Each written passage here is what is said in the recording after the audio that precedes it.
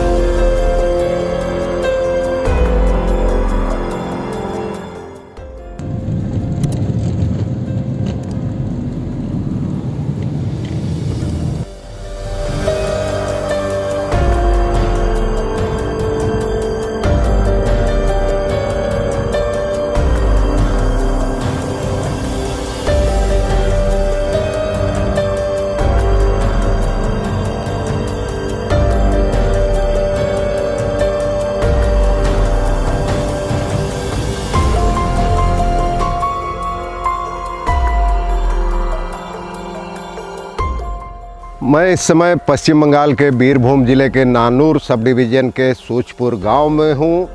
आप जानते हैं रामपुर हाट, इसी ज़िले में रामपुर हाट के पास बोगतुई गांव में 8 लोगों को जिंदा जलाने की घटना के बाद इस गांव के घाव भी हरे हो गए हैं। 27 जुलाई 2000 को सुबह सुबह कथित सीपीएम समर्थकों ने टीएमसी समर्थक 11 भूमिहीन खेत मजदूरों की यहीं इसी खेत में गला रेत कर बेरहमी से हत्या कर दी थी। अब रामपुर हाट की घटना ने नानूर की इस घटना को एक बार फिर सुर्खियों में ला दिया है, खबरों में ला दिया है, प्रासंगिक हो गया है। और जब भी रामपुर हाट का जिक्र होता है तो उसके साथ नानूर की इस घटना का जिक्र जरूर होता है। उस समय इस घटना ने अंतर्राष्ट्रीय स्तर पर सुर्खियां बटोरी थी और तब की रेल मंत्री ममता बनर्जी भी फौरन मौके पर पहुंची थी। उन्होंने तमाम मृतकों के परिजनों को सरकारी नौकरी देने का ऐलान किया था और यहाँ एकदम आतंक फैल गया था। तब वाम मोर्चा का शासन था और महीनों तक पुलिस गांव में जमी रही थी और गांव वालों के चेहरे पर आज भी उस आतंक की छाया उभर कर आती है। कई लोगों से मैंने बातचीत की, उनका कहना था कि कई दिनों तक घर से फरार रहे वो लोग, डर के मारे, आतंक के मारे, और बहुत बाद में गांव लौट सके। एक बार পুরোটা একটা না গুছিয়ে বলুন তো। এই গ্রামে পরিস্থিতিটা কিভাবে কি হয়েছে মার্ডারটা ঠিক জানি না, পরে শুনলাম যে 11 জন মার্ডার হয়েছে এই আশেপাশে। হ্যাঁ, আমি ব্যবসা বাণিজ্য করি, হাট যাই, হাটে খবর পেলাম যে এই ব্যাপার। তারপরে বাড়ি ঢুকতে পারি না, পুলিশের ভয়ে আশেপাশেই ছিলাম। আপনার নামটা? আমার নাম, ডাক নাম বলবো না ভালো নাম? বাবু। তারপরে অনেক দিন বাদে বাড়ি ফিরলেন? অনেকদিন বাদে, মানে দিন 3-4 পরই বাড়ি ফিরেছি। তারপরেও টেনশন ছিল, পুলিশ ছিল গ্রামে? হ্যাঁ, পুলিশের চাপ ছিল, কে কাকে ধরবে না ধরবে। এখন তো আর কিছু নেই? না, এখন কোনো অসুবিধা নেই, এখন তো সিপিএমও নেই। ওরা যেদিন আমরা গ্রামে লিড করছিলাম আমার বোনের বাড়িতে, আর বোনের বাড়ি হচ্ছে রাধারঙ লিড। তারপরে আমি ওখানে শুনলাম যে ভোর 5টার সময় ওরা বোমবার নিয়ে আমার এই সুতপুর গ্রাম ঢুকেছিল। হ্যাঁ, ঢুকিয়ে গ্রামের ভেতরে অত্যাচার, মেয়ে ছিল অত্যাচার, তারপরে দোকানে ভাঙচুর করেছে, দিয়ে মানে আশেপাশে গ্রামটা শুনে নিয়েছে। শুনে নেওয়ার পর মানে চারিদিকে ঘিরে মানে যে জিনিস ঘটে, আর আমাদের গ্রামের লোক তো বলছে পালিয়ে গিয়েছিল হয়ে, বুঝলেন, এইটুকু কদিন বাদে ফিরলেন?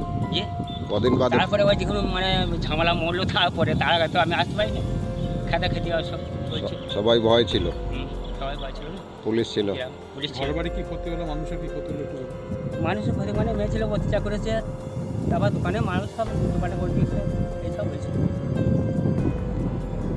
আমার নাম মনোজ খান, বাপের নাম ময়না খান, বাড়ি আমার অবস্থা। এই যে ছুঁচপুরের যে গাওঠা মার্ডার শুনেছি, আমি তখন ছোটো ছিলাম, যে তৃণমূল সিপিএমে সঙ্গে সঙ্গে মারামারিটা হয়েছিল, ঠিক আছে। সিপিএমের হারমান বাইরিরা আমাদের তৃণমূলের কিছু কৃষককে, 11টা কৃষককে নৃশংসভাবে খুন করেছিল। তার জন্য তারা সাজাও পেয়েছে, মুখ্যমন্ত্রী মমতা ব্যানার্জি তাদেরকে সাজাও দিয়েছে আইনগত ব্যাপার নিয়ে। তারা কিছু লোক এখন জেলেও আছে। এখন আমাদের এলাকা এখন শান্ত হয়ে আছে, এখন করিম খানের নেতৃত্বে চলছে তো 3টে অঞ্চল, আমাদের এলাকায় কোনো যুদ্ধ ঝামেলা নাই। বোমের আওয়াজে সকাল হতো, এখন করিম খান দায়িত্ব পাওয়া থেকে বোমগুলি কোনো নাই গো। মানুষ এখন মমতা ব্যানার্জি পরিষেবা নিয়ে বেঁচে আছে, ফ্রিতে রেশন, ফ্রিতে চিকিৎসা।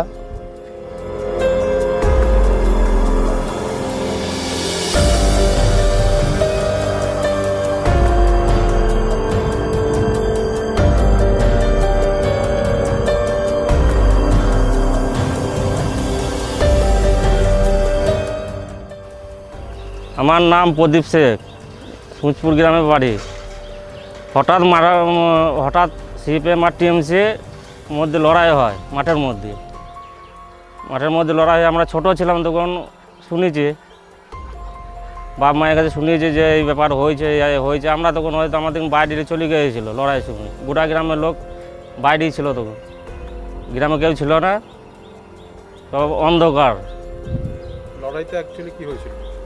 লড়াই টিএমসি ওই জমিলি লড়াই, জমি দখলের মধ্যে, যে সিপিএমের দখলে ছিল, টিএমসিরা দখলে চাইছিল, দেওয়ার মধ্যে লড়াই, টিএমসির 11 জন মার্ডার হয় ওখানে।